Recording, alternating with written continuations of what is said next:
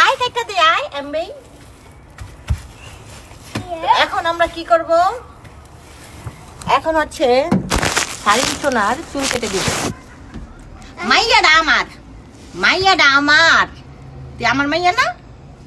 10 মাস 10 দিন পেটে রাখছি আমি, কিন্তু মানুষের টেনশন বেশি।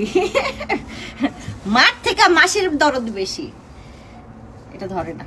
হ্যাঁ, আমার মেয়ের চুল কাটা দিতেছি না কেন? আমি কেন চুল সাইজ করে দিতেছি না? হ্যান না তেন না, আপনার কথা মতন আমার চলতে দেবো।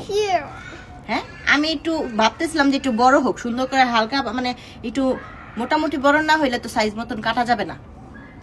হ্যাঁ, এর জন্য ভাবতেছিলাম হচ্ছে একটু বড় হোক, তারপরে সাইজ করে কাটা দিব। কাটতে তো হবে আমারই, আপনি তো আর কাটবেন না। হ্যাঁ, আবার সবাই বলে আমার আমার ওর ছোটবেলার থেকে আমার পিক দেখছেন, ওর চুলগুলো এখন ছোট দেখা হচ্ছে ওরে হচ্ছে একটু অন্যরকম লাগে, কিউটনেসটা একটু কমে গেছে, স্বাভাবিক। যাই হোক, তারপরে জানি আরেকটা কি কথা কমু, তারপরে কি জানি, তারপরে কি জানি, ও ড্রেসের কথা, যে মা এত ফিটফাট হয়ে থাকে, এত সুন্দর করে সাজা কেজা থাকে, মেয়ে কেন হচ্ছে ঠিক থাকে না। যাই হোক, একটা সময় ছিল ছোট ছিল তখন মা মেয়ে এত সুন্দর ম্যাচিং ড্রেস পরতাম, এত মনে করেন ওর পুতুলের মতন করে সাজায় রাখতাম, ও সাজা থাকতো, ওরকমই করতো, ও কোনো ইয়া ছিল না, সে ছিল না। কিন্তু এখন তো সে বড় হইতেছে, ওই সারাদিনে 20টা ড্রেস চেঞ্জ করে। আমার মেয়ে বইলা কথা বুঝেন নাই, সারাদিনে 20টা ড্রেস চেঞ্জ করে। কোথাও একটা দাওয়াতে গেলে বা কোথাও ঘুরতে গেলে আমার মাথাটা পাগল করে ফেলে এই কারণে যে ওই ড্রেস পছন্দ হবে না। আমি যেটা বের করে দিই ওরা পরো, ওইটা পরবে না, ওইটা ওর পছন্দ হয় না, ও ওর মতন। ওরা যদি আমি এটা পরেও দেই জোর করে, ও খুলে টুলে ওর মতন ও উড়াদুরা ড্রেস করবে। তো আসলে সব সময় সব কিছু একরকম যায় না। তো ফাইনালে ওর চুলটা তো একটু বড় হয়েছে, এখন আমি একটু সাইজ করে কাইটা দিই, হ্যাঁ নইরো না মা, আমার কিন্তু ভয় লাগে। ওকে, আসো এদিকে, আসো, তাক আমার দিকে তাক। তো যার তার বুঝছেন, বিদেশের মাটিতে একা একা বাচ্চা পাইলা, তারপরে দেখায় তারপরে বললেন এটা আমার মতন যারা বাচ্চা পালে একা একা, বিদেশে হওয়ানোর থেকে শুরু করে অনেকে প্যারেন্টস নিয়ে আসে, আমার তো সেই সৌভাগ্য হয় না। আমি একদম প্রেগনেন্সি থেকে শুরু করে ওর এই এত বড় করা পর্যন্ত আমি সব A to Z all credit আমার। কোনো দাদি নানি খালা শাশু কেউই ছিল না। সো আমার মতন আমার পালতে দেন, বেশি জ্ঞান দিবেন না, কারণ আমি জানি আমার স্ট্রাগল কি, আমি জানি আমি কিভাবে বাচ্চা পালতেছি, আমি জানি এটা কতটা ধৈর্যের, কতটা কষ্টের।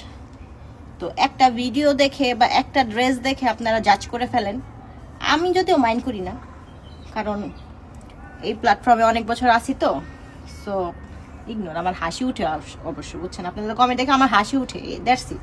তাও মনে হলো যে জানাই দিই, দেখি ধরো না, বিসমিল্লাহ। শোনো, হ্যাঁ এটাই তো লাইক দিয়েছি, তো আমি তো করবোই, তুমি নইরো না, বাইরে অনেক ঠান্ডা, বেশিক্ষণ বসা যাবে না। দেখি, এমন নইরো না, আমি আস্তে আস্তে কাইটা দিবি, তুমি চোখ বন্ধ করে রাখো, আমি বেশি ছোট করব না।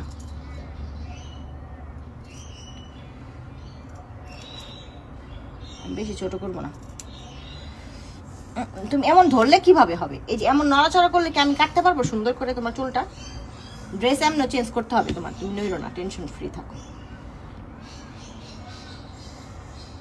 নইরিস না, এমন করলে কিন্তু হয় না। সারিন নইরো না, দেখো এ পাশে ঘুর, আমরা একটু পরে ঘুরতে যাবো না?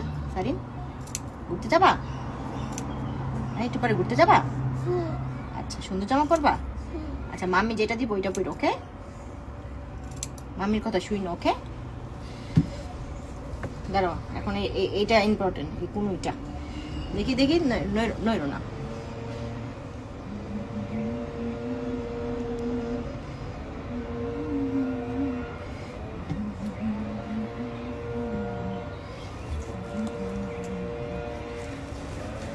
নইরো না, হ্যাঁ, এখন কিন্তু নড়াই যাবে না, একদমই নড়া যাবে না, ওকে? ওকে, একদমই নড়বো না, তাহলে কিন্তু সব চুল কাইটা যাবে। দেখি,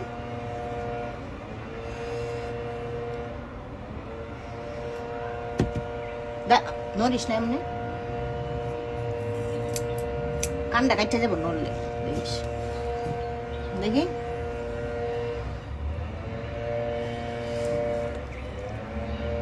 না কান কাইটা যাবো কিন্তু।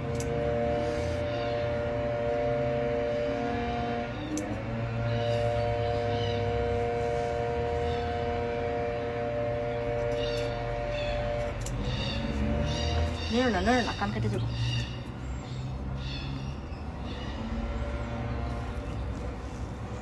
দাঁড়া, নড়িস না।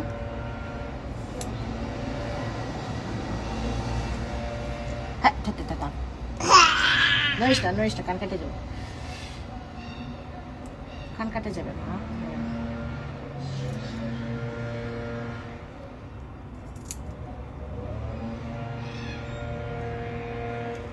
নড়ো না, আমি আস্তে আস্তে তো দিতেছি, তুমি এমন করতেছো কেন?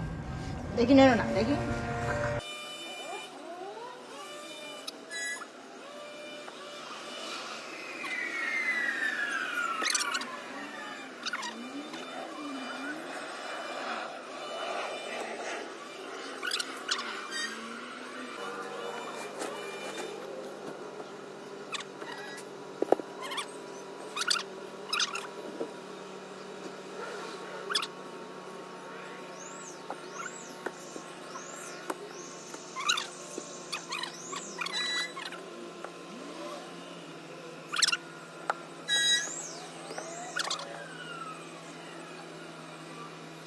সাইন দেখি শেষ। চলো এখন তোমাকে পাউডার দিয়ে দেবো বেশি করে। দেখি,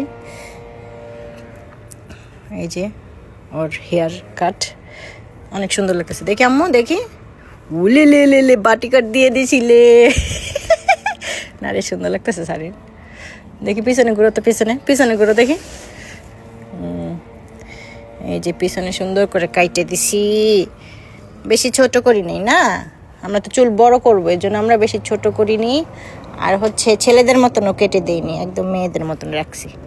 দেখি অনেক সুন্দর লাগতেছে, দেখা অঙ্কটা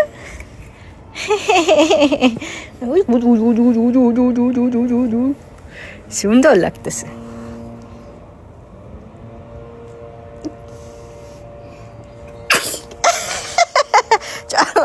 চলো আমরা ঘরে চলে যাই, চলো বাইরে অনেক ঠান্ডা, আর বসা যাবে না। হ্যাঁ।